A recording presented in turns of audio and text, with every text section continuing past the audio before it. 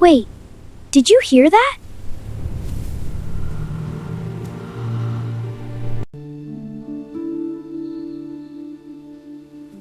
It was a little squirrel, and it looked like something important was missing.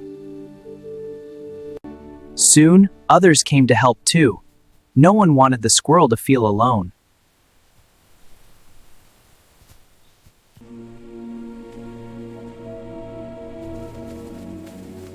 Together, we searched everywhere until we finally found what was lost.